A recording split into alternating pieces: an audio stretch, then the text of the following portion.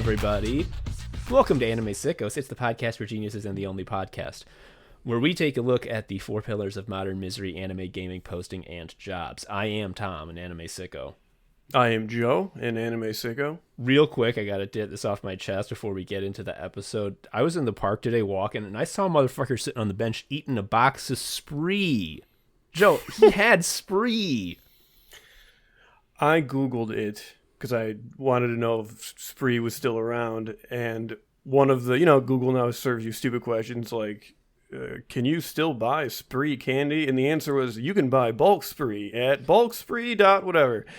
So it's still being made. And people say the internet is a wasteland. It's still got the juice. Yeah, I thought Spree was a Halloween-only candy. I thought it was like tarot cards, and you have to be given it. You can't, purchase Spree. He's eating Spree. Anyway, all this is to say, we have a guest today.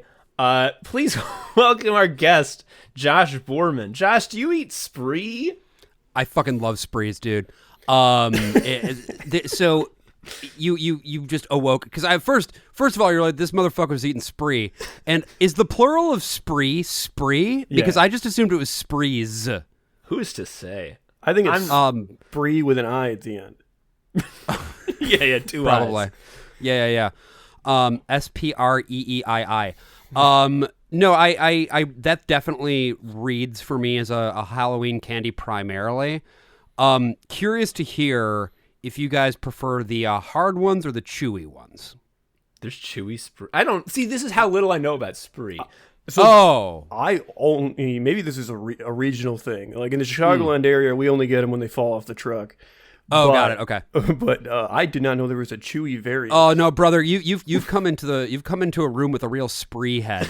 We're talking chewy goodness of these bad boys.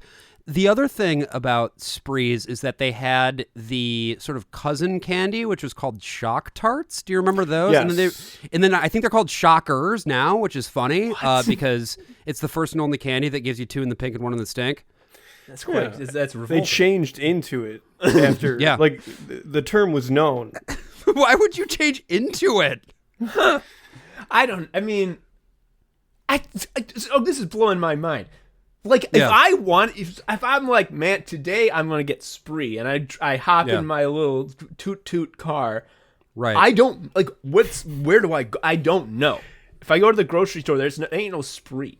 If I want Spree, I have to read a book in second grade independently, and at which point I get some. I go to the weird house on Halloween. Maybe they give me bottle caps, another candy that, where does this... I think this just falls from the sky on certain days. I've gone to duckduckgo.com, and I've typed in buy Spree candy, and it's taken me to a website called Ferrera Candy Shop. And this is a website where they are sharing delight in every bite.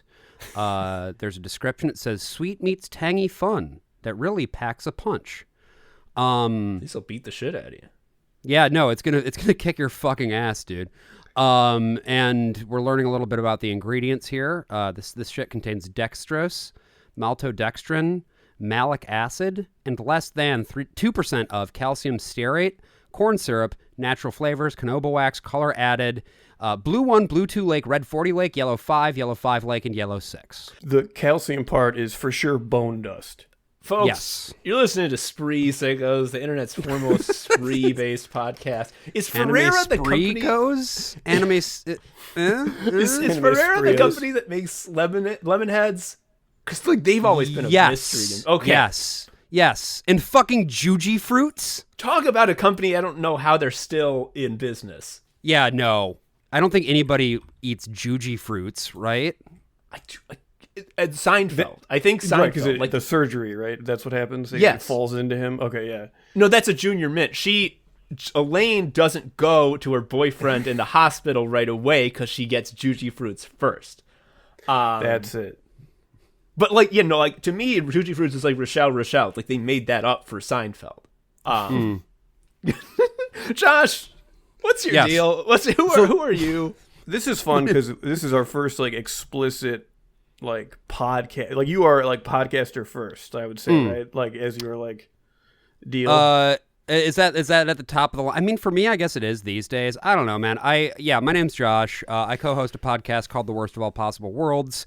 I reached out to you boys because, our shows, I think, have a fair bit in common. We both enjoy talking about the things that make the world a miserable place to be. Mm-hmm. We both have a fascination with video games. We're both spree enthusiasts. That's our favorite candy. This is new, but it's big for us. Yeah, it's huge. Yeah, this whole concept we've had so far, honestly, it's been a kind of a big dud. We've just been waiting for a better idea. No, it's funny, like, I came across your show because our shows get recommended to each other on Spotify with some regularity, or at least they did for a while. And so I was like, hell yeah, I should check this shit out. And sent Tom a message, and now we're here. So yeehaw. We got on famously, folks. Here's the thing about Worst of Possible Worlds. And here's my dark secret in general. Like, I can't listen to podcasts, like, at all. And I'll tell you why. Because I work from home, you see. And so when am I sitting still and listening to fucking people say words? Well, it can't be while I'm working, because I won't be able to focus on the words, and I'll be like, wait, what? And I'll have to go back. So it would probably be while I'm commuting. Well, fucker, I just said work from home. It doesn't happen. So, but I have listened to the Deus Ex episode of Worst of All Possible Worlds. It's a delight. Partially because Josh is opening his soul up to these motherfuckers, co-host A and co-host B. I didn't care to AJ learn and their Brian. name. It's funny that you said co-host A and B because it's AJ and Brian. They're actually co-hosts A and B. Whoa. That's the kind of brain blast you get by getting the quick energy of Spree. But anyway, you were opening their soul, talking about this great piece of art that you love, that means so much to you. And they were like, I think that the Liberty Island level is a very bad level and gets Deus Ex off to a bad start. And I'm just like, okay, these two motherfuckers need to go to the gulag. Great level. The first time I played Deus Ex, I fucking hated Liberty Island, and that's a true story. But a piece of that, and I talk about this one on the show as well, is that the first time I played Deus Ex, I played it on realistic mode, which you should never do for your first playthrough of that game because that's too fucking hard. Mm-hmm. It's just you die sooner, right? And guns are shittier.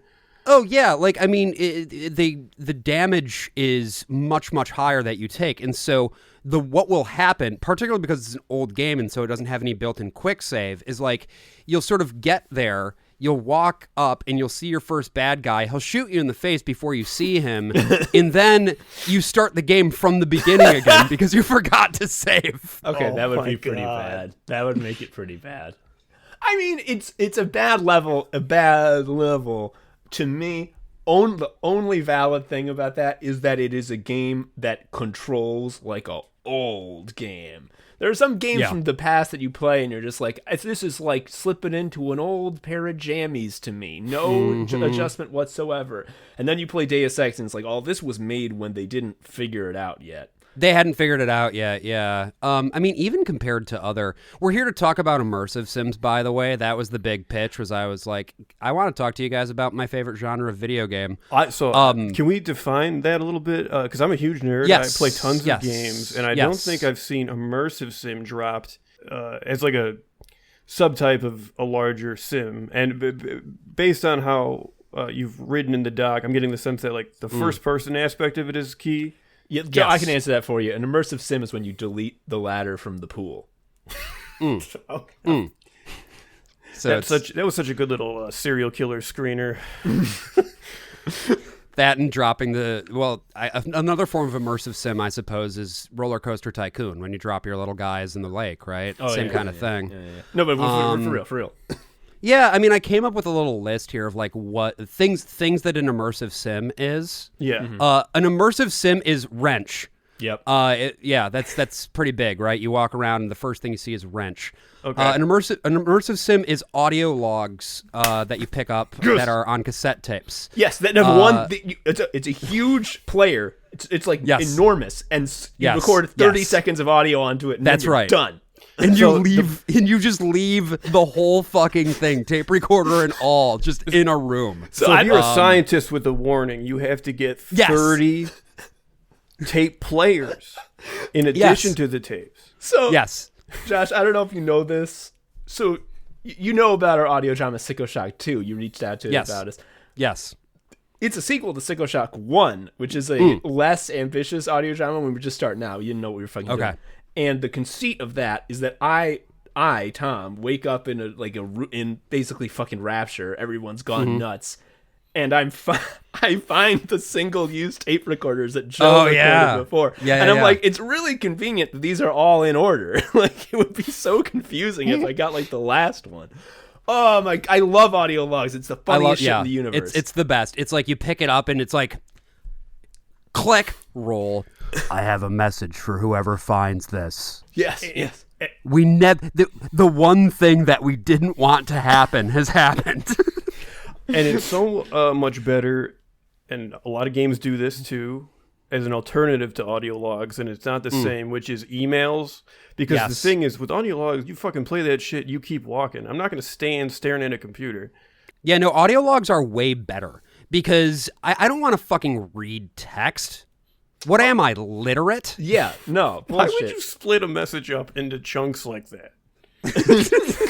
I mean, well, you know what it does? It's world building, because it's like, this is a world where guys go out to fucking Radio Shack and be like, 50 huge tape recorders, please. Yeah. I was gonna say something like, audio logs are so stupid. When was the last time I recorded an audio log? Ridiculous. But then I remember I've recorded 180 of them, and they're called anime. Right. No, exactly. which you have also then you've taken cassette tapes of those episodes, put them into tape recorders, and placed those tape recorders around Chicago, I'm assuming, right? Under staircases, yeah. Behind waterfalls, you know how it goes. Under the bean, under the famous Chicago bean, yes, a.k.a. Cloudgate. It's the bean. You can't be talking like that. I know it's the bean and Sears Tower. Look, I grew up in Michigan. I went to Chicago all the time. Hell yeah. Well, then you should know. Yeah. Oh, I know. Willis Tower. Willis D's nuts, motherfucker. Sorry, Joe. I feel like I cut you. No, well, one, that's very good. Like Willis D's I have no issues. I'm just getting ahead of myself. I'll say, can I jump ahead on the list briefly? We'll go back. I want to talk about this because this is so key. And I think this is what sold me on, I understand this specific genre. And it's dragging guys into a corner. Oh, yeah. Yep. One of my favorite things about video games and why I think they are just inherently funny no matter what, it's because, like, it is trying to do something and then, like, the actual, like, output, you see the stitching and the clunkiness is very goofy. A good example of that is there was a Splinter Cell where it had co-op. Oh. Splinter Cell, like, doesn't function properly when there's another guy because you can literally just do this the whole game, which is you and your buddy hide on either side of the door. One guy knocks on the wall and the other guy strangles him. And then do that forever. And it's just like, this is an example of, like, the game stretching against its, like, reality. It's like, yes, you are this cool guy, but you're like Scooby-Dooing these guys every time. Mm-hmm. The dragging guys into the corner, I see where it comes from a sort of realism perspective. This is the immersive part of the immersive sim. It's not just a game. It tries to simulate what really would happen. And if you, like, knock out a guy, someone's going to be like, oh, fuck. They find him and you get in trouble. But I love that what that ends up happening is, like, you just make a mountain of, like, 10 guys. 10 sleeping men. The mountain of guys is crucial. And sort of, like, in tandem with that is one of my other favorite immersive sim staples, which is almost getting detected by a guy who says, I could swear I heard something. Oh, guess it was nothing. Did you play Dishonored? I have played Dishonored. I haven't played the whole of Dishonored. What I have played is Thief and Thief 2, which in many ways is sort of like the secret sauce, that sort of Dishonored that Harvey was trying to find again with Dishonored. But yes, go on. Oh, I was just saying this happened in Dishonored, and I turned off the game because I was laughing so hard. Which is there's a gun in Dishonored, and in addition to killing the person, it like makes them turn into dust and go away, so they don't leave a corpse. So there was 2 guards that were talking, and I hit one of them with it, and he turned into dust, and he was like, "Wow, thought I saw something." Yep. And I guess had to turn not. it off. I just like, this is too fucking funny. Must have been my imagination. That's the other thing. I'm talking about, like, when was the last time I wrote an audio log? When was the last time I heard a sound, and then after 10 seconds of investigation was just like, must have been my imagination. I've never imagined sound. Oh, it's so good. It's so good. Another thing, to go back to Thief, that an immersive sim is certain trademark weapons, such as water arrows. I love fucking water arrows. I don't know if you guys ever fuck around with water arrows, but I played Thief 2. Shit, I know about dude. water arrows. Yeah. I know about the little square doodad of metal on the side of his fucking bow. Oh my god. Water arrows, I think, are one of the single coolest things ever put into a video game. The fact that you have a bow and arrow, and you can shoot that arrow and knock out a light, and the light going out then affects the amount of stealth you're able to have in an area, is such a good fucking idea. And I don't know why they don't do... The only game that I've played since Thief that has basically done that is Gloomwood, which is a game that's still in active development, where you can literally shoot lights out. But yeah, it's like, why don't we have more of that? That's so cool. Cowardice. They're afraid to be too good. They are. Yeah. It's, you know what it actually is? Talk about the fucking business of game making these days. A studio that does that's going to get bought out, and then everyone's going to get laid off because the mega studio that bought them is going to get fucking... Their venture capital investors are going to be like, I hate everything. Please kill. Yeah. And they're like, yes, sir, will do. Or it's just going to be Microsoft, which seems to be buying everything. It does feel a little 90s again. Yeah. Microsoft, once again, the most valuable corporation in the world. It's like, didn't we have a whole like antitrust thing about that back in the 90s? And it was resolved, and it was fine. Yeah. Another thing, this is another thing that I love about immersive sim. I love this on the list. Vision, that my vision's augmented. Yeah, augmented vision. My vision is augmented. Yeah, on our Deus Ex episode, we got J. Anthony Frankie, who is the voice of J.C. Denton, to do an interview. So good. And so I talked with him for like 30, 40 minutes. What was so cool was then he also did an interstitial for our show, because in the break, like the between the first and the second half, we usually do a little scripted interstitial. Mm-hmm. And so he read the whole fucking thing as JC. And it was like, I coached him through, like I directed him through it when I did the interview. I was like, we wrote this thing. Would you like to read it? Oh my God. That's so awesome. That's like a childhood, well, not childhood, but like my 18-year-old dreams finally fulfilled. I didn't play Deus Ex until college. And I was like, where has this game been all my life? It's so good. Oh my God. That's so fucking good. So, okay, this is one of the ways that I knew we would vibe immediately, is you mentioned that you do a sketch in every episode. Yes. Oh, so one of our big hobby horses is everyone says they like our sketches. We look at the number, someone's fucking lying. Yeah. A lot of people are not showing up. And honestly, I said this to Tom before. I was like, you know what we should do? We should frankly do what you do, which is the smart way to do it, which is to microdose sketches. Oh, just stick it in the body of the episode? Yeah, and not to just do like, all right, lace up for nonstop sketches, because then they're going to turn it off. We went over this, how rappers are so smart, because they understand the purpose of life is to make people listen to your sketches. So when when you put out an album, you just have 2 tracks where you fuck around. So I have in Spotify, I'll have to send it to you guys. I have a playlist that I found that is just rap sketches. Oh, it's like the worst thing of all time. It's so funny. I want to see. Let me see if I can pull this back up again and see just how many tracks are on this thing. Yes. Let's see. Yes. If Total Time is there, hit us with it.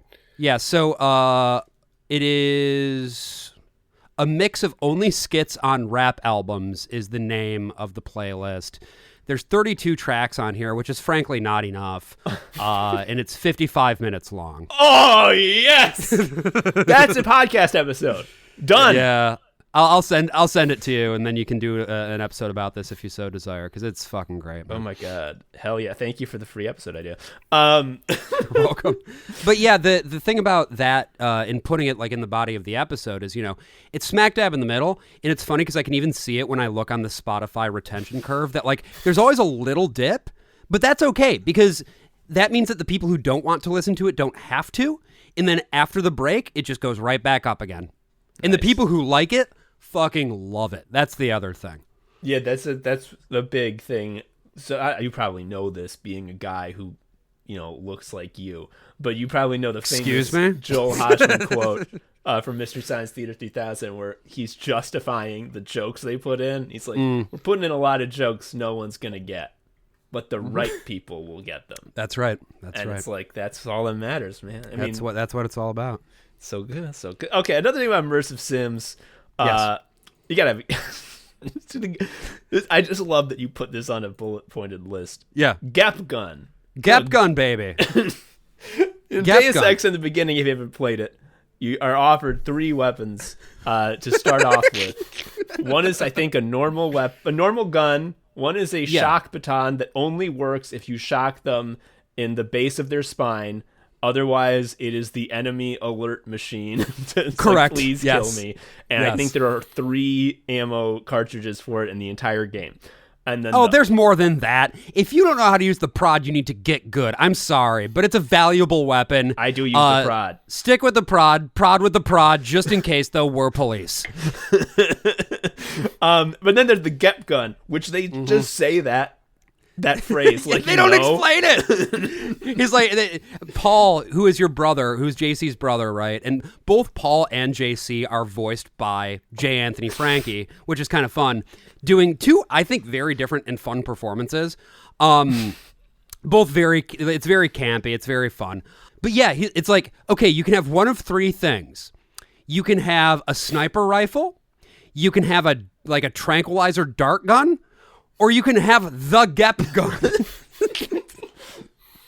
Oh, it's so good. And you might wonder, what is the Gep gun? Well, it's just a grenade launcher, right?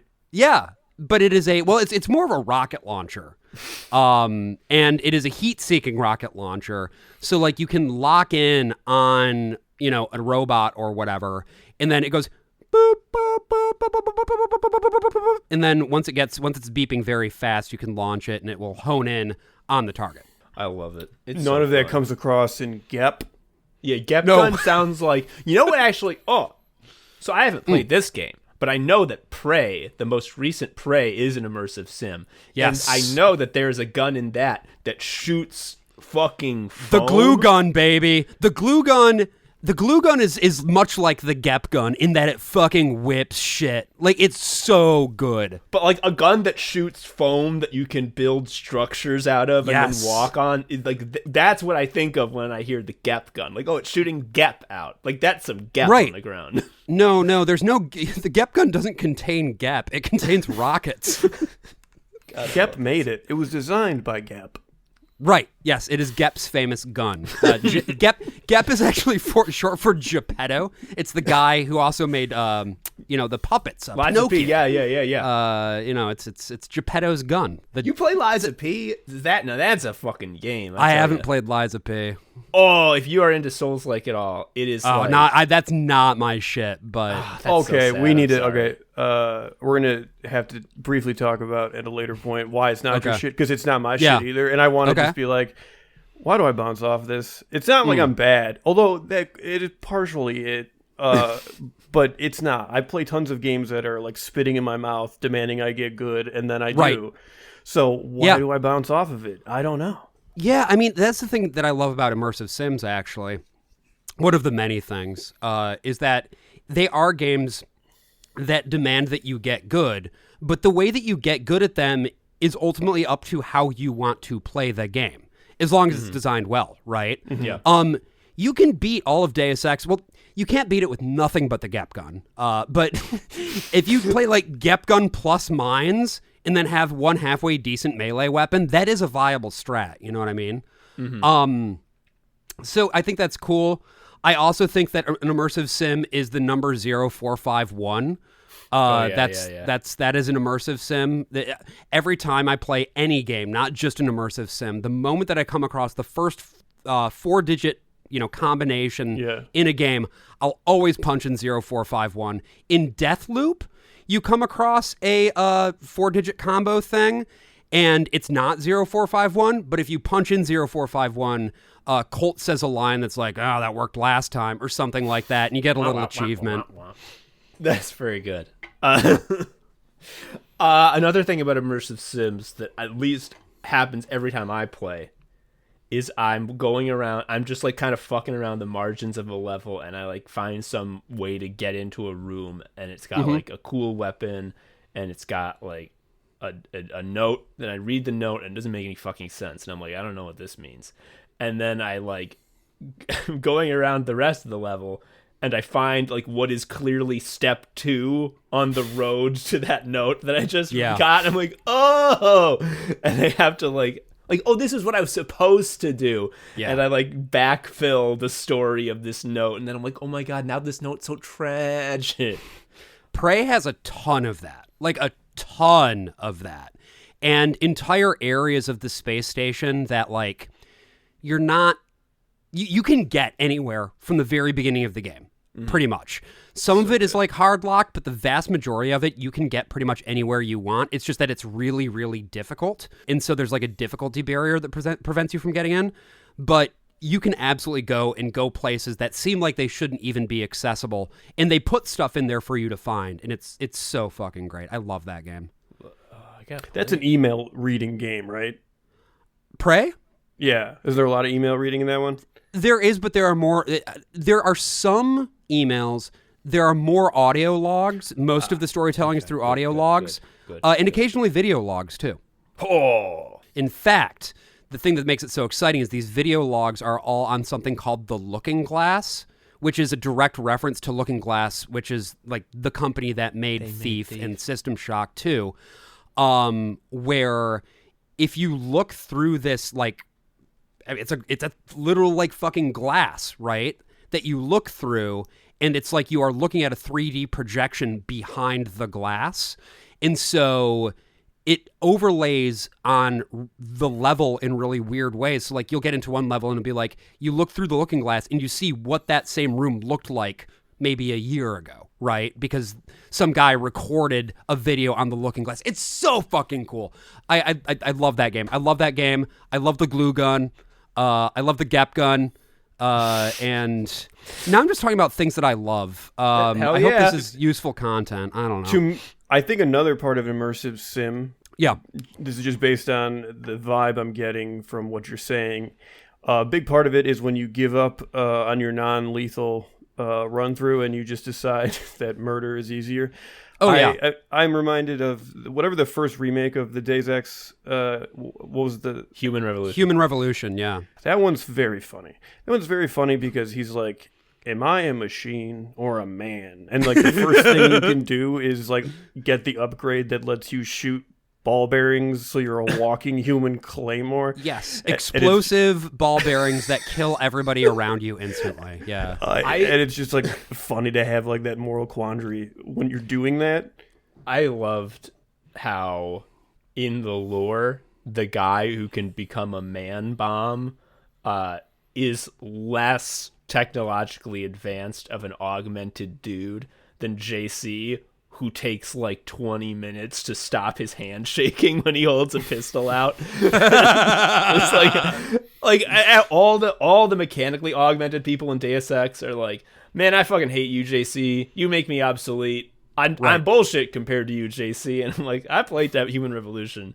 JC cannot do half the shit that. No, Adam Jensen is much better at shooting a gun than JC Denton is. Yeah. Okay, here's a question I got to put to you, because this is sort of sounds like heretical, but I don't know. I'm looking at the facts here. I got this sheet in front of me. The Eggs Heads at HQ just handed it to me, and it's all here.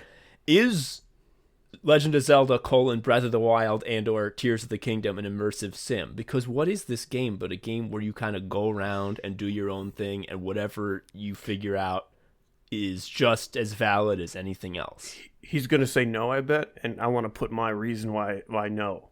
Go for it. There's a stamina bar. There's stamina bars and all these fucking games. No, JC that one runs sucks out the of most. swim. Well, yeah, if you don't put enough points into swimming, you got to put points into swimming. Yeah, This is the thing. Nobody wants to work anymore. Similarly, nobody wants to put points into swimming anymore. And they should. They fucking should. The answer, though, is yeah. I would say the answer is no, but for a different reason.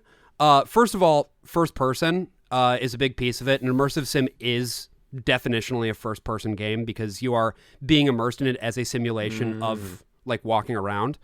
But I would say that a game like Breath of the Wild is an open world sandbox, which is very close to an sim, but lacks the immersive first person perspective. And it also doesn't have the gap gun. No gap gun. I gotta fire all the eggheads. They can't believe they overlooked that. That's a good distinction, though. In a previous episode, we've talked about this, how open world games like Breath of the Wild, and although Breath of the Wild is not like this, many of the open world games feel lifeless. You can tell that like you had a huge map and then assets got stamped down, and it's just Breath of the Wild, I felt, avoided this, but this is something that can happen in an immersive sim because the levels are designed with more intent, right? They're little dollhouses and they're beautiful.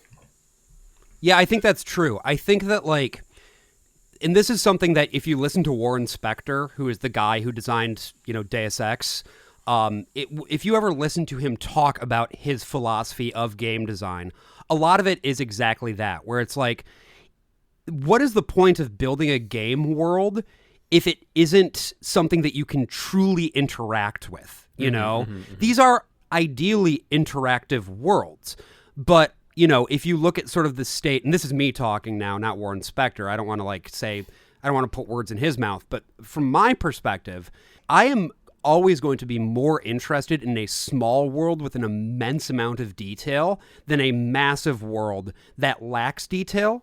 I played, and we played for the podcast, Cyberpunk 2077, which is a good game in its finished state. I have a feeling you're going to say a lot of things I'm about to agree with.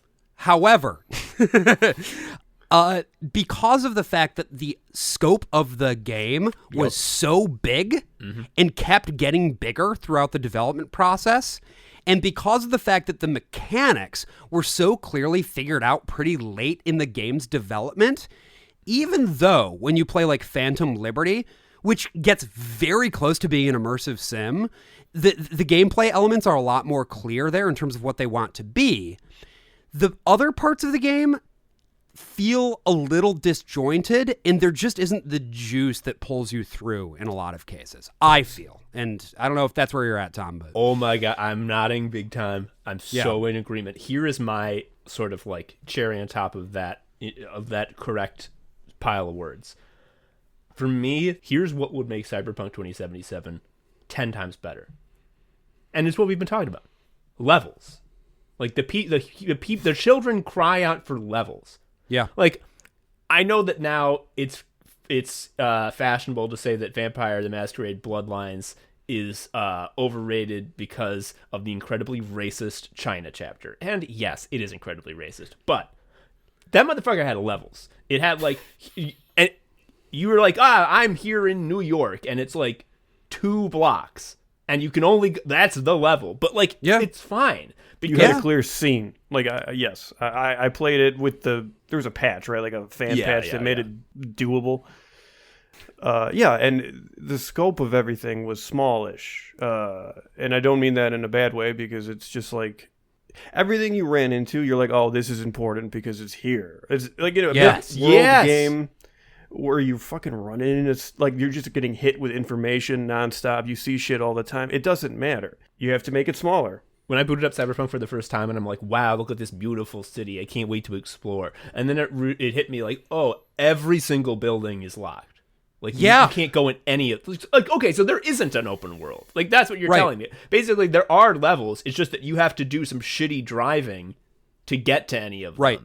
I mean, even Red Dead Redemption 2, which for my money, is the best realized open world game, has this problem where, you know, there are a lot of buildings, there are a lot of places that just don't really have anything.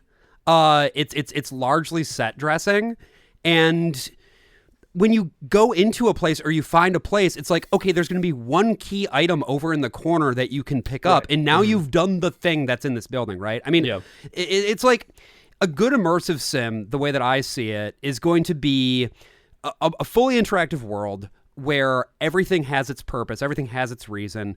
And I get so frustrated when I play other games where, you know, you leave the adventure line and then you go under a little staircase and you pick up some dumb little bullshit trinket that you can sell at the shop for $500, and then you get a little, or even worse, it's collectible 1 of 63, and then in the corner a little Steam achievement box pops up to let you know that you're 1/63 of the way to an achievement called Get the Goods. You can't move on to the next world until it's done. Bad shit. Don't like it. Like, this happened to me in Dishonored 2. And in the moment, I was like, that was the least fun a level's ever been. But I'm also like, I'm so glad that I was able to do that, which is like, you got to kill this guy, and he's in the middle of a huge society party he's holding at his enormous villa. And I'm like, I bet this villa is a little fucking rat's warren. I bet there's a jillion rooms and hidden hallways and stuff. I can't wait.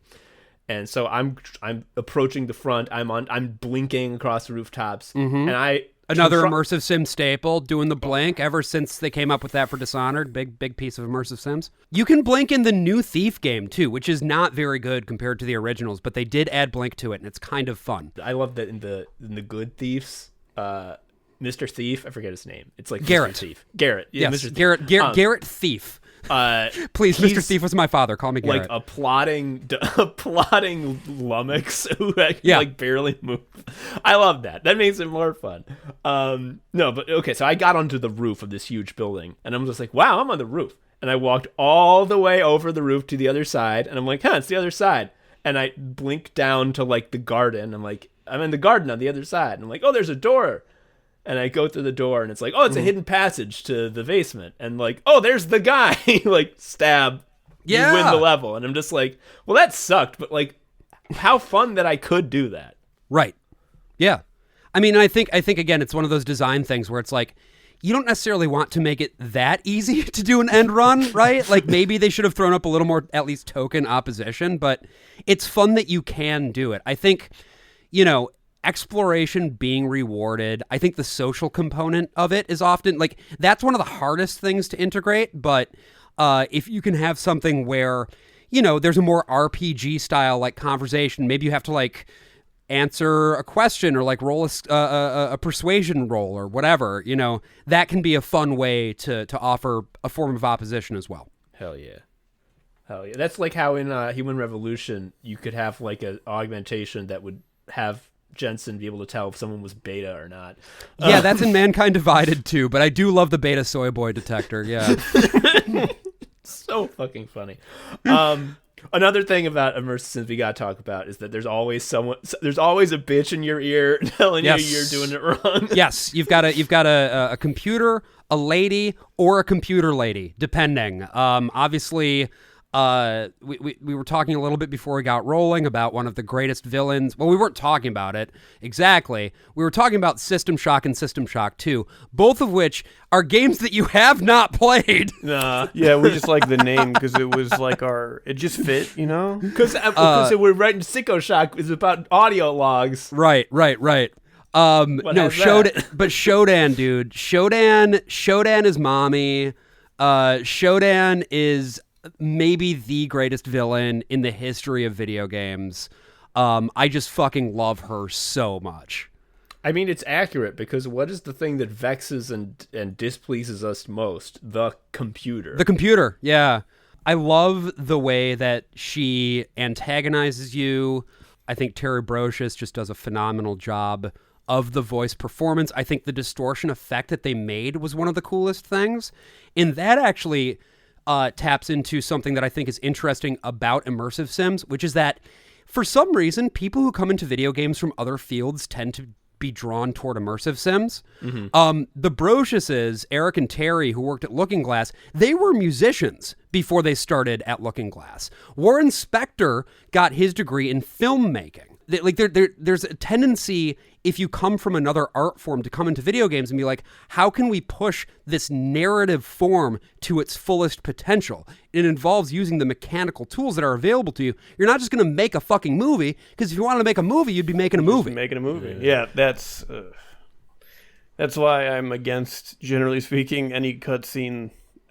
Just the cadence of like, all right, now here's a long cutscene to do everything. Just because it's a movie. I don't care. Yeah. I agree, except for when it's Hideo Kojima. He can do anything he wants. But sorry, go ahead, Joe. But he also does it for 2 hours. He really takes his time with it. Yeah, the ending of Death Stranding is like a full length. Oh God, yeah. Good Lord. But I'm playing Yakuza Infinite Wealth, and my wife describes it as you're playing a game, but then sometimes you have to watch your show. Your show comes on. Actually, you know what? No, Yakuza is allowed to get away with it too. Those are the two. Yeah, that's true. Because I just got to the point, spoiler, where Kiryu stops having his hairdo be like that, and I'm just oh, fucking thank God. This made it all worth it. Seeing him slick back his hair. Do you think this is slick back? This is push back. Seeing him push back his hair is okay, fucking finally. We're back, baby. No, but the point you're making, that people who are outside of the medium coming in and making it better, I knew that, even when I didn't know that I knew that. Right, meeting the computer science students at my college, because I'm oh, you all are the most tiresome freaks who will never have a good idea. I don't want you to make a video game. Or another friend of mine who is not, I'm about to drop a name here, a friend of mine, Josh Sawyer, the guy who directed Fallout New Vegas. And Pentiment. And Pentiment. He has a theater background. Of course. And again, it comes through in his work. And I think that's cool as hell. Pentiment's so... I need to make Joe... Well, Joe won't play anything that's long because of his damn baby. Yeah, he sucks at video games. Josh, I gotta ask you. I forgot to do this. And now it seems stupid, but it's a tradition. Are you an anime sicko? Yeah, so I was marinating on this question a little bit, and I think my answer is... a measured yes. Sicko for sure. Yes, absolutely. No question about it. I'm a sicko. The fact that we've been talking for 45 minutes now with relative ease, I think makes it very clear that I'm a sicko. On the anime side, I would say I am not personally as into anime. However, were I given an opportunity to enter the anime realm, I would do so in a heartbeat. And I think at the end of the day, that does make me an anime sicko. I mean, honestly, this trips a lot of people up, so don't feel bad for this. The anime and anime sickos is more of a state of mind than anything. Right. We don't watch anime. We haven't watched anime since pretty much we started the show. Okay. We haven't talked about anime for 2 years. But we have that stink on us. That we have watched anime. And you saying that you could watch anime. That's... It just you're in you just are in that milieu, Yeah. Well, not only could I watch anime, I could become in anime. I could enter the anime realm quite literally. I myself could become an anime, I think. Would I want to?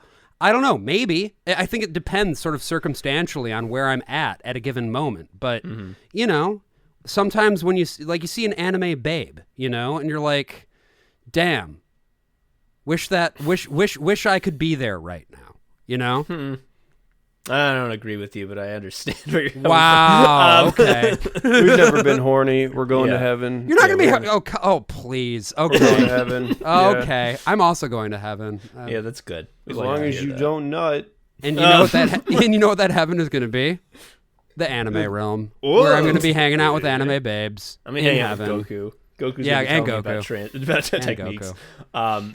I guess that's the other thing that makes me an anime sicko is that, speaking of Goku, we do have a running bit on our show that involves the idea of like Goku eating so much food that he becomes very large. And although, you know, he might not seem like he could eat another bite, he can always get bigger because, you know, he's a Saiyan. And one of the things that's in his wheelhouse is that just means that he can keep inflating. He's getting a Zenkai boost from eating so much. And so Goku may be like, oh no, I can't. But regardless of that, he can always have another bite. And so we're going to keep feeding Goku until he gets even more full. Okay. There's like some fetish shit under here that I don't like. I also think it's very Christians. funny that this is like... I also think it's funny that this is just like literally what fucking Luffy One Piece does every time he has dinner. He becomes a round guy. Yeah. Just like... Hell yeah. We had some people in our comments on the Patreon talking about like the difference between Luffy and Goku in their relative like approaches to inflation. So no, we're sickos. We're anime sickos. We're absolutely anime sickos. I don't even know why I thought we were not anime sickos. This is the tale as old as time for people answering this question. Yeah. They start as a tentative yes. We talk through it and then they're like, wait a minute, what was I thinking? And Yeah. Okay. And it's interesting that you would mention your show that you were running gag on, because I do think it is interesting that obviously, you know, the shows get recommended to each other clearly as they should, you know. We get along famously. We're riffing with ease. What a rapport we have. We're pals. We're buds. We're hanging out. We're chilling. It's a good time. And yet, when you described the ethos and the process that you guys have about making the Worst of All Possible Worlds podcast, my reaction was like, this guy's from the moon. Like, this guy's from the, He's from the dang moon. Because, so here's the look behind the curtain for you listeners. Joe and I take great pains to create a quality product as good as we could possibly make it. We cut no corners. Once that is completed, we cut every corner. We're just like, okay, done. Here it is. Fucking, I hope someone listens to this. Please retweet. We're not going to do it. Whereas you guys, tell us about, I don't want to say my words. How do you fucking, like, what is your game plan for this show that you got? Well, I feel like I'm like doing an infomercial for the show, and I don't I don't want it to fully be that. But I am happy to talk a little bit about sort of the, I guess, creative process or whatever, because I think it's interesting, and I can tell that you guys like have, I could tell just from what you sent me in terms of prep and stuff like that like similarly you've got your process that you're trying to work on. And also when we were going back and forth on Twitter for a while, the whole reason I reached out to you in the first place is that, you know, you guys did do an audio drama, right? Mm-hmm. And that is something that we are also planning on. Like we've had one that we've been working on for a while.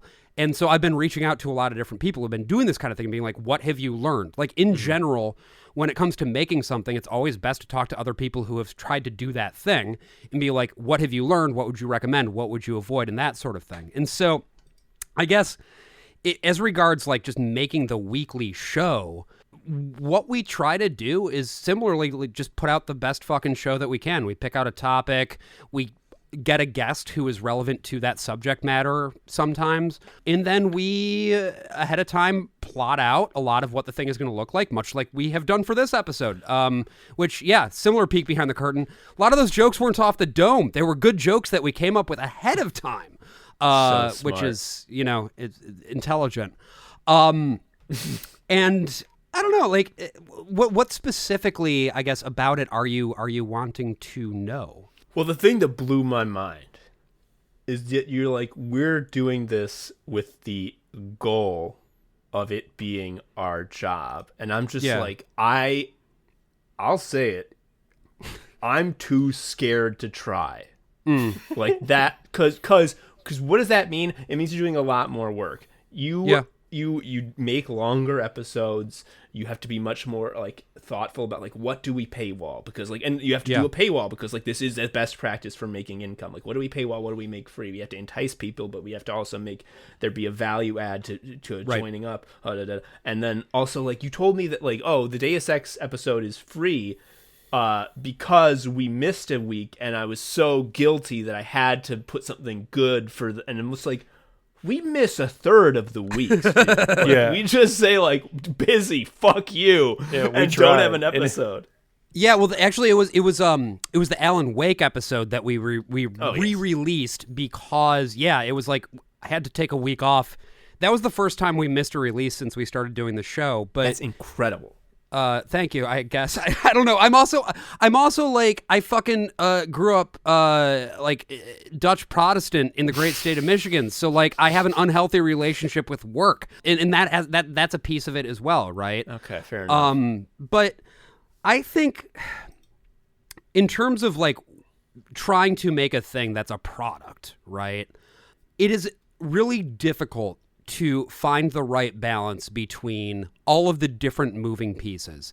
And I don't know that it's necessarily something that is the thing that makes the most sense for most people to do. Like, I think that most people, even people who are like, such as Present Company, who are like making an excellent show, if the thing that you're trying to make is not the sort of thing that would, like, if you want to be able to be like, okay, you know, we just can't do the show this week, whatever, having the additional pressure of knowing that if you miss a week or if the episode isn't as good, you're going to start seeing it in the bottom line. Like, that sucks. That really sucks.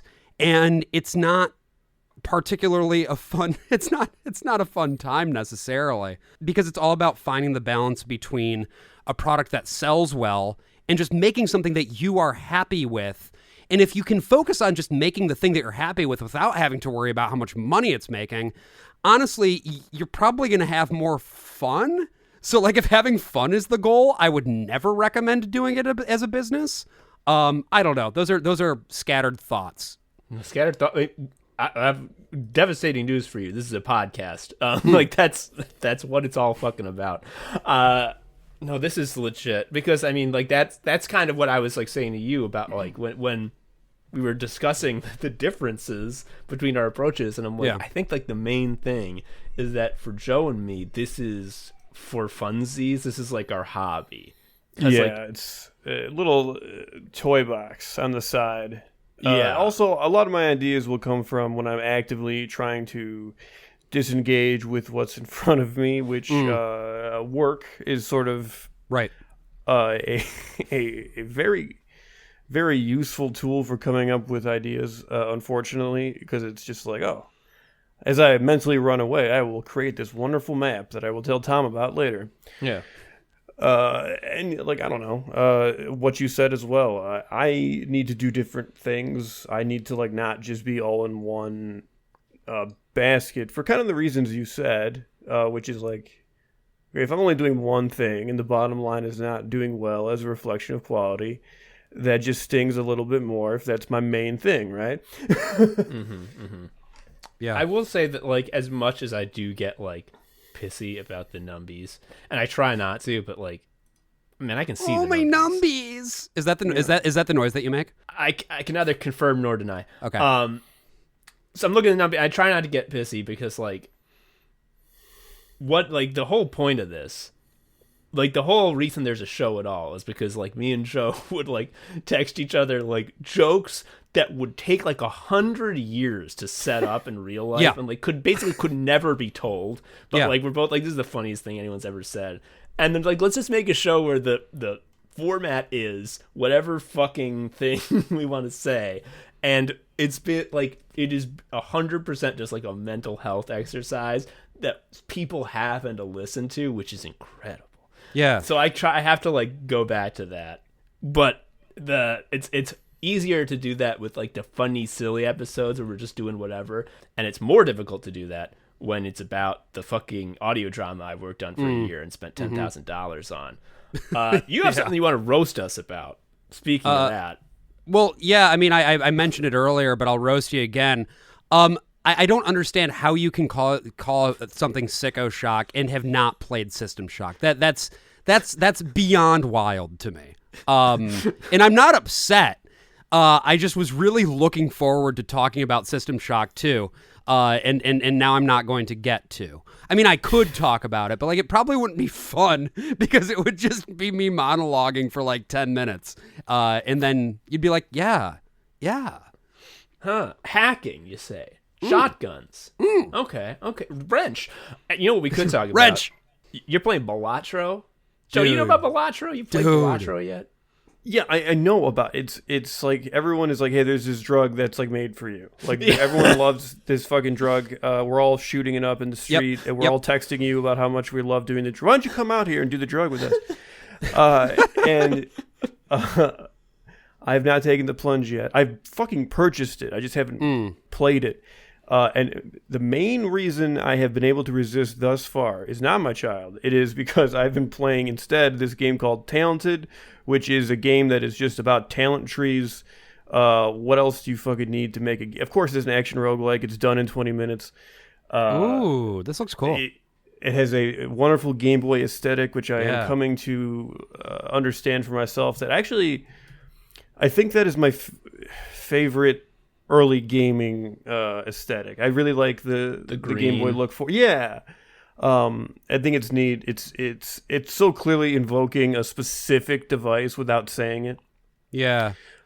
I'll tell you what, Joe, if you can get your hands on an analog pocket, because now they've finally cleared the backlog, it is my favorite. I got one a while back, and now that you can put all the ROMs on it and use all the screen filters without having to put a cartridge in, it might be the best thing to ever happen to gaming. I don't know. It's up there. When did we find out about the Amber Nickel? Basically, there was one week where Tom and I realized that Chinese Game Boys that you can put all the ROMs on were like $60, and we both purchased them. And it was like the best thing that's ever happened because this is again a sort of the conversation we've had, which is like a gizmo versus a doodad. Your computer is a gizmo. You got shit to play on it, but it also does all this other stuff. It breaks a lot, sometimes you gotta reboot it, but an Ambernick is a doodad that only plays Mario 2, right? So it was refreshing in that regard, and I'm sure that's probably why you like the Pocket as well. I think the Pocket is a little more on the gizmo side of the spectrum, though, because of the fact that it's a fairly extensible thing, and you can load so many different types of ROMs on it, and it's like emulating the shit at the actual hardware level, if you care about that. Yeah, Anbernic doesn't do that. I mean, Anbernic has all the emulators, and like it's just software emulation, though, right? Yeah. The thing, so the Analog Pocket's got that over it, but what the Anbernic has that the Analog doesn't is that the plastic is made to look like wood grain, so it looks like you're playing on an old wooden Game Boy. Joe, do you have yours on hand to hold up? But I do love wood, which of course is the best thing that all games are handcrafted from. When you're programming a video game, you actually first have to go to the game log, and you kind of chop the game out of the log progressively. Yeah, I heard about logs. Whittle it down, and then you're left with a nice game. Joe, I gotta tell this is something I gotta say about Balatro, which is they call it the poker roguelike. And I really was not looking forward to. People were like, "Oh, the demo's great," and I'm just like, "Fuck that." Because here's the thing about poker. I'm indifferent on poker. It's like a concept. Like I'm not saying I don't like it or I love it. It's just like it's a truly neutral thing. So like if I get addicted to this, it's because it's made with God's love. So here's the thing, Joe.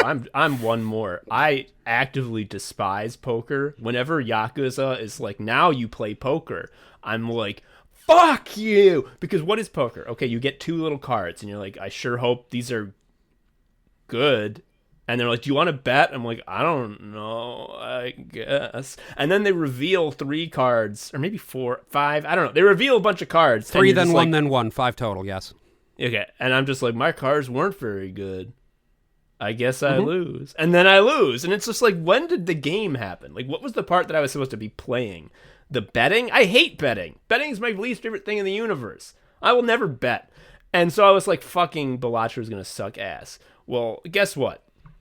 It is like criminally misleading. It is like false advertisement on a grand scale to say that this game has anything to fucking do with poker.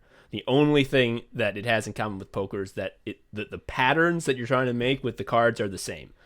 Here's what is the main gameplay? you discard cards from your hands and draw new ones until you get the cards you want. And I'm just like, oh, you actually get to play a game? Right. Like, okay, well that changes everything. And then you can basically cook the deck over the course of the game so that it is what you want, and the good cards will always come up.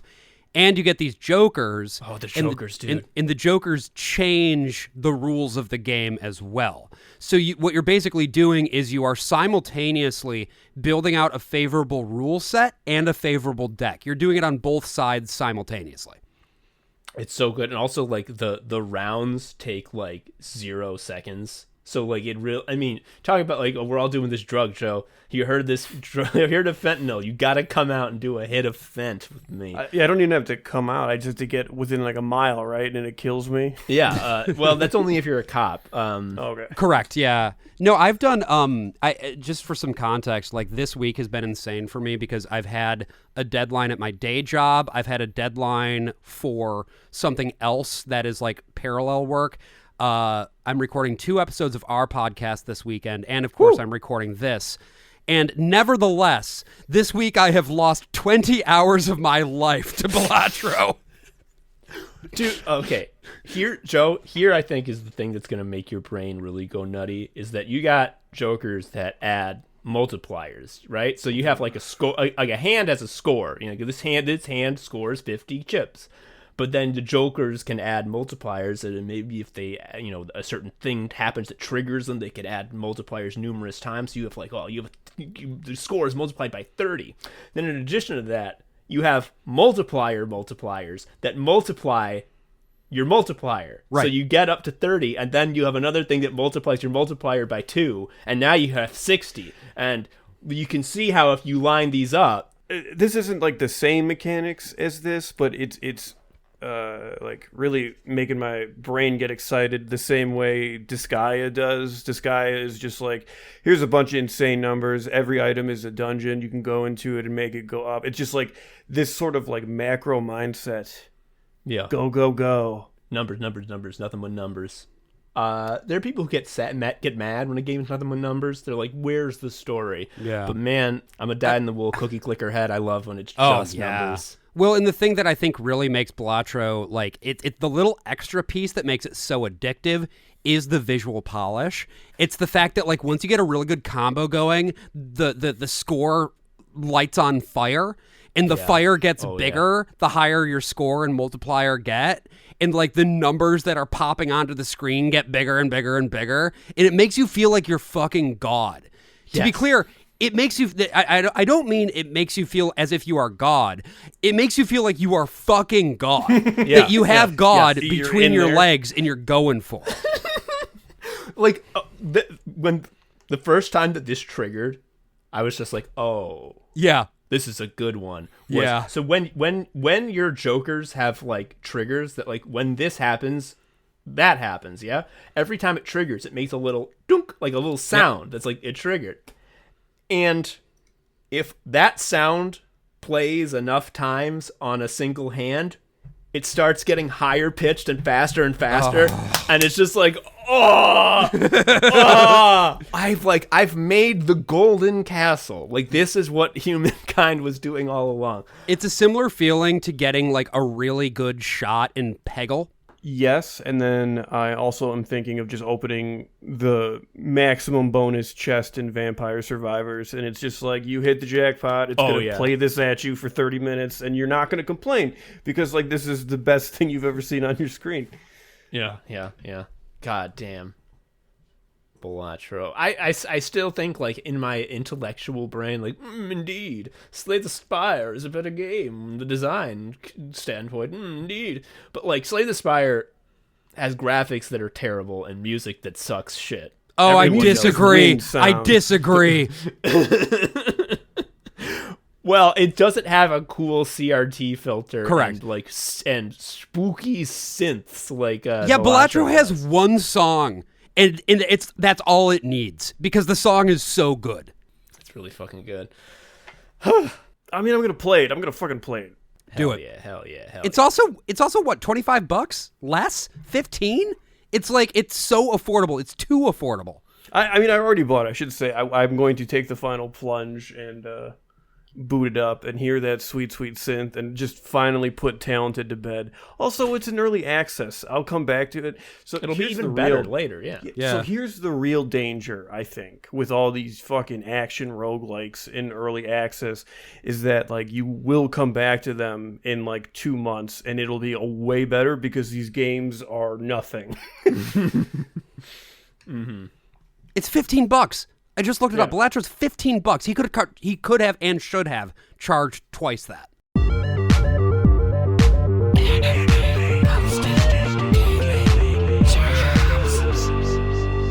So before we started recording, we were talking and we found, I think, the commonality between Sickos and your podcast is that we have a similar approach to criticism.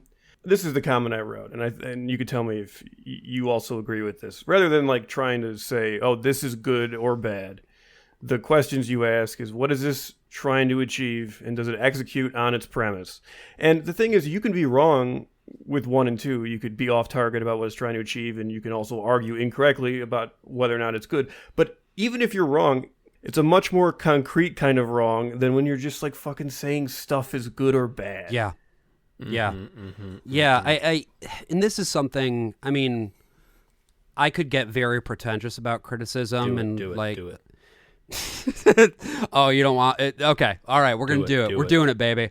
All culture writing is dead. Like everyone has been This is fired. the only chance you're going to fucking get. Okay. So yes, right? Like, I think that this is particularly interesting as regards gaming journalism because, of course, we're one of the people who we care about ethics. We care about ethics in games journalism. Obviously, you know, we're trying to bring the ethics back. Anita Sarkeesian got rid of the ethics. We're bringing them back.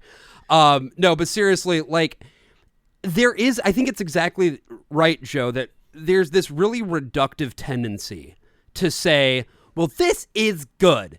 And the means by which you are judging it to be good is whether you think that it aligns with your personal taste and aesthetic. Mm-hmm. And that's not useful to anyone. I mean, we did just get done talking about like Balatro and how much it aligns with my personal aesthetic and how much I love it. But I think there is a big difference between being like, okay, mechanically, this is fun and here's why, right? And, well, I think that this had too much SJW in it because, you know, if it were up to me, that's what it is, right? And you see this so often these days. If it were up to me, I simply would have X. I would have done it perfectly. I would have made an and app it's like, that works first of all, perfectly. no, you fucking wouldn't have. And, you know, you get this with everything. We even get this with the podcast sometimes, where, and thankfully it's not very often, but we'll get a comment every once in a while that's like, well, why didn't you do this? And, well, first of all, some of the time we did, and it didn't work, so we cut it in the edit. Like, hello. But secondly, I don't know, maybe we didn't fucking want to. It's my show, not yours. Go fuck yourself, you know? Well, I think that this is part of the good-bad conversation insofar as you said people say things are good whether or not it aligns to aesthetics. I find I see sort of the inverse more, which is it's bad because I'm pointing to this one thing that makes it bad. Yeah, this is like the cinema sins thing, yes, basically. Exactly. And it's like, yes, if you're going to, like... The thing that's so exhausting about that is just like if you're going to have that approach where you're like looking for logical issues or like continuity issues, those people also don't understand that like choices get made for the sake of storytelling to do things fucking faster. Yes. My fucking pet peeve that drives me nuts is, and this is like, it goes to the same thing. It's like saying something is good or bad is meaningless. It's about the intent and the effect, you know? When there is like a work of art that is like really unique and like striking and like essential, and when it gets brought up, people in this is the classic like cop in your head thing, which is like I need to show that I'm following the rules. People, when it gets brought up, they need to like rush in and be like, but you know that it has these obvious flaws, right? And it's like, what are you like? What? Yeah, like, yeah, I know. Yeah, like, right. Like, I remember I was at a Titus Andronicus concert once. I'm of the belief that some of Titus Andronicus's records are staggering works of art that are essential and unique in the way that I've described. And I remember there was someone... Well, I think that they're bad, so... Someone at the concert said, wow, he really can't sing. And I'm just like, what? Like, did you know what band you were coming to see? Yes, he can't sing. We all know he can't sing. Like, that was established from, like, what are you talking about? Like, that's not new. This out. Yeah. It's like, it is a discussion terminating event. It's like, thought terminating cliche, exactly, or discussion terminating event, like you put it. And you know, when we started doing the show, like, pretty early on, the idea is, you know, the show is called The Worst of All Possible Worlds. And the idea was that we would be looking at a lot of shit that sucks. And we still do that sometimes. I mean, we have a recurring sub-series, and what I actually was recording just earlier today, and this episode will release in 2 weeks. I'm so tired. It was an episode of a recurring sub-series that we do about a show called Adventures in Odyssey, which is an evangelical children's radio drama. It's horrible. It sucks shit. But the reason we keep talking about it is not that it's bad. Like, it is. But just being like, well, this sucks, it would not be entertaining. What's interesting about it is the way that it sort of provides a lens and a window into a very specific, like, form of the reactionary mind, specifically as regards evangelical Christianity. And generally, when we talk about something that we think sucks, it has to suck in a way that's interesting, because, again, rather than talking about, well, this was so bad and this happened, haha, isn't that dumb? Instead, it's being like, what? Why would you ever do this? And then trying to figure out what the creative choices we're aiming for. And then, once we do that, try to be like, okay, well, what can we take away from this? Like, what can we actually learn? How can we use this to hopefully build a better future, rather than the one that we are actively barreling toward at all times, which, to be clear, is the worst. Yeah, of all possible ones. Yes, I'm vibing big time with what you're saying. I especially think, like, the whole thing of, like, you see this bad thing, and the right move is trying to figure out, like, well, like, it's bad because of these choices, and why were these choices made? And I think that in general, a lot of people talking about, like, media literacy is dying, but, like, what does that actually mean? It means we're not alled to talk about Starship Troopers anymore. Yeah, well, that's true. Post about that movie anymore. I never want to see. Also, nobody wants to work anymore. Have you heard about this? I mean, I don't want to work. Nobody wants to work anymore. No, but, like, what media literacy is dying. I think if I were to, like, say a thing that if I could use a magical spell and change one thing that would make media literacy better, it's like, I want people to realize that everything in a fucking piece of art is a choice that was made. Yeah. And, like, and what you do now your job is, what did that choice mean? Yeah. And, like, I remember, like, we talked about Moby Dick in the last episode, and, like, after I read it, I saw that there was, like, a big, like, online book club, and a lot of the people I saw posting with that hashtag were like, why is there a whale facts chapter? And I'm just like, well, that's not, like, no, there's a whale facts chapter because he wanted to put there to be a whale facts chapter. Like, yeah, like, don't let that be a rhetorical question. Like, keep fucking thinking. Like, why is there one? Maybe it's because it's a book about the biggest, baddest whale you ever saw. I don't know. It's the title of the book. But, like, I think that kind of might, because, like, one of the things that, like, was, like, vexing us in that episode is, like, why is it that, like, people, including us, in, like, before you read these books, we think these books are dry and homework. And it's like, well, fucking why? It's yeah, and I think the reason is because if you want to talk about how we engage with media and the lack of media literacy, it's because we're not taught to critically engage with things for the sake of getting something out of it. Instead, I think we're taught these things as, like, well, in this book, this is what this means. And it's like, well, is it? maybe not. Maybe what it means is what you think it means. Maybe different things mean different things to different people. Maybe I can come away from something having had a completely different subjective experience from what you had. Maybe I loved it for the same reasons that you hated it, and maybe that's good. Yeah. Yes. Oh, fuck. It's like, this is what I'm about to get pretentious as well. Hell yeah. This is why I think, like, and people like talk about this when they talk about how, like, oh, watching Siskel and Ebert was so informative to me as a child, and like me as well. And like they weren't doing like deep reviews because they had 30 seconds communicated each. very clearly. Ebert was a very succinct writer. He's also writing for a newspaper, so it had to be like negative second grade. Right. Yeah. But like even on the TV show, they have like 30 seconds to speak, and that's it. And Siskel is the most idiotic man of all time. He's constantly wrong about what movies he likes. But the point being, like there was in culture, like you could see easily people engaging with art and like. And discussing it in terms of like what are these choices that are being made in it, and what does it mean that these choices are made, and how do we react to these choices? And how did that hit me specifically? Not you, me. What does this make me think? And not in a solipsistic, self-obsessed kind of way, but like genuinely, how am I engaging with this art in this moment? Rather than trying to pick it apart and analyze it for its failures, just what did it do to me? Because even if you don't have that same experience, you will have a experience. Yes. That's like this is a piece of art that does things to people. I want to have it do a thing to me, and that shit, like, look, like it, I've been trying to become a jazz guy so as to become a genius. And here's the thing about that. If you're not reading people explain why it's good, like, how the fuck are you supposed to know? Like, you need to know about, like, sevenths and be like, oh, indeed. Oh, sevenths. Yes. Shit gets better when people talk about it in a way that is not trying to score points or dunk.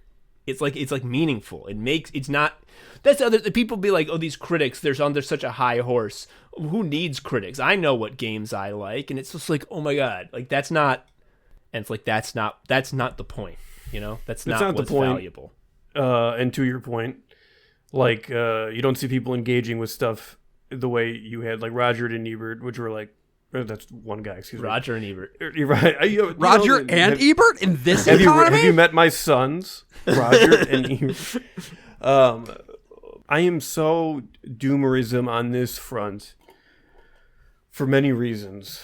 One of them being is that we've established that, like, this doesn't get talked about. Why would you have this discussion? Because the question to be had is whether or not I like a thing.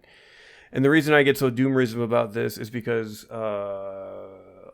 any sort of culture writing, which is hand in hand with film, is gone. It's all gone. There's no meaningful cultural production on that front. Movies are now, like, how do I put this? Bad. I was gonna say it's like a letterboxed hobby. It should not. Yes. It's movies, and they still are, but like the appeal was like for everyone. They were not a weird niche thing, and I just feel like, I don't know. I'm having trouble articulating this, but it's just like there is more passive consumption of everything. But no, like, meaningful, like, discussion or critical, like, interaction with stuff. It goes into your head always. Yeah, it's the slop, dude. Give me the slop. I'm eating my delicious spoon of slop. How tasty. It sucks. You know what? I wish that, remember the AV Club was good? I do. It's like that's talk like about really, a fucking Chicago legend right there. I mean, that made me so sad what happened to the AV Club. That's such a slam dunk for, like, really opening your eyes, because it's like, this was not a quality issue, right? Like, they were probably one of the best outlets, period. And it's not just like playing favorites. They were just fucking good. And it wasn't a market fit issue either. Like, they had their market, they had their subscribers. And it wasn't like it wasn't sustainable, because what is sustainable is like the hockey stick venture capital growth. Right. And also, as soon as The Onion got put on the Gawker platform, it just looked like shit. It's like, it's gone. It's dead. Yeah. Mm-hmm. God damn. I remember Dickachu in the comments. Remember Dickachu? His So, like- avatar was Pikachu, but his nose was a dick. Now, I never commented on the AV Club. I read the comments a lot. And Yeah, this me was like too. a site where I was like, okay, wow, this is a community that, like, obviously people are annoying and not funny sometimes. But in general, I would put this definitely above the curve in terms of, like, what is in the comment section on a given subject. I mean, this is like the manifestation of what I was talking about. Like, when you have good writers who are engaging with the media and like and talking about the choices and like what it means and what these choices do and like the implications thereof. When you have someone modeling that, it is conducive to a fucking community of people. Also, people see that and like, oh, I could do that too. Yeah. I would probably interpret those choices a little bit differently, and it's like and then you got people fucking thinking. That's Right. that's the game, man. Well, and I think Yeah. one of the things that has been most gratifying and fulfilling for me about doing our show is that as our audience has grown, our comment section, like on Patreon, I think it's genuinely really good. Like I've seen comment awesome. sections on other Patreons, and I mean, look, no hate to other Patreons, but their listeners just aren't as good as ours. They're not brain geniuses. They like our smoke too listeners. weak. That's right. That's Their right. bitch is not bad. Absolutely. But it's so gratifying to like do an episode and then really throw it all out there in terms of what our thoughts are about a given piece. And then people show up and they start telling their stories about what a given piece of media meant to them or what the conversation meant to them. That's fucking cool. I think that's how it ought to be, you know? Hell yeah. This is like I agree majorly. And this is why the thing that I keep posting is like, somebody please write a review of Sicko Shock 2. Because like people have said Do it. The people Do who it listen right to now. are Right like, now. Oh, it's great. Oh, I love it. Great job, Tom. Wow, amazing. And I'm like, no, but like, and part of it is just like, tell me I'm smart, tell me I'm a good boy. But also it's just like, what worked? Like what, like I think it worked, but like what was it? Like what was the part? Like how does it work? I don't know how it works. Like I wrote it, but like I don't really know. I'm too close to it. And I'm just like, I need to know how it works. And no one will say. Well, you heard the man. I'm going to tell them right now. I'm going to instruct them. I, the guest on this podcast, am going to tell your listeners what to do, which is go on Apple Podcasts and or the Anime Sickos Patreon and leave all of your comments and reviews. Do it now. Yeah. Oh, it's going to be so good. I can feel it happening in the future. Hell yeah. Oh, I love it. Thank you. God damn. Sicko mode, sicko mode, sicko mode. Sicko mode, sicko mode, sicko mode. Sicko mode, sicko mode, sicko mode. Sicko mode, sicko mode, sicko mode. So one last thing that I want to say about immersive sims before we wrap up here. And I guess sort of looking toward this idea of like, what does the future hold? You know, on some level, I do despair a bit about like, you know, they were going to make a new Deus Ex game and it just got canceled. After 2 years of pre-production because these fucking Swedes who bought the company over-leveraged into fucking Saudi money that never materialized. And so they basically had to cancel all of Eidos's ongoing projects. So we're not going to get another Deus Ex game probably ever. Ken Levine, who of course is the Irrational guy. He was the guy who basically directed BioShock as well as System Shock 2. He was going to be making an immersive sim that was going to change the way that we think about games forever. And now the trailer's out. It's a game called Judas. He's just making BioShock again. Like it's so clearly just BioShock again, which is I love fine, it when a but- guy just has the same game in him again and again. yep. It's fine. It's fine. It's fine. It looks like it's going to be pretty fun, but like it's not, you know. And then, you know, with Arcane, which is the other big MSim studio, Deathloop I thought was pretty good. It basically did a lot of fun Dishonored stuff and added a time loop mechanic. That was okay. And then Arcane shipped Redfall, which was a goddamn disaster. And now they're making a Marvel game. And if it's anything like what happened at Eidos Montreal, they will also never make an ImSim again. So, I'm looking toward the grassroots. I'm looking toward indies. I'm looking toward stuff like Gloomwood, Spectra, as well as, recently released stuff like Cruelty Squad, Control Alt Ego. If you're into these kinds of games, check all of those out. Do Gloomwood on easy access or add it to your wish list. Same thing with Spectra. These games look cool as fuck, and I look forward to playing them at some point once they come out. Yeah. So Cruelty Squad was a great example of a game I understood what the premise was and it was executing on, and I applauded it, but I was disgusted and I hated looking at it. Yeah. I don't know what the premise is because as soon as I saw any art of it, I'm like, I'm too scared of this. Yeah, it's that kind of game. This is going to get in my soul and make me dirty. It was literally the first, the menu, the main menu felt me with like a lot of dread. Yeah. And it was just a menu. Yep.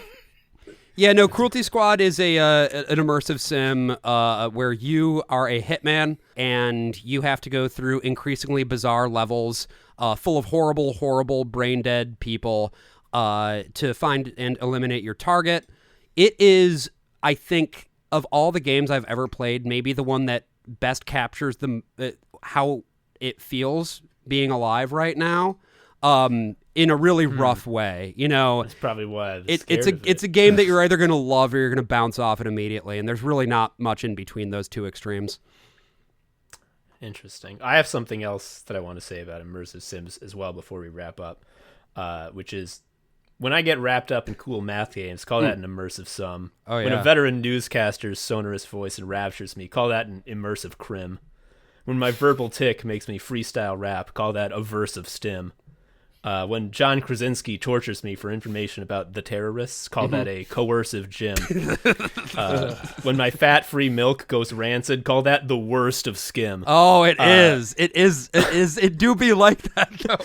When that orange guy from the Fantastic Four keeps repeating himself, call that a recursive grim. And when my pal from grade school is neither here nor there, you call that an immaterial Tim. I will do all of those things, just for you.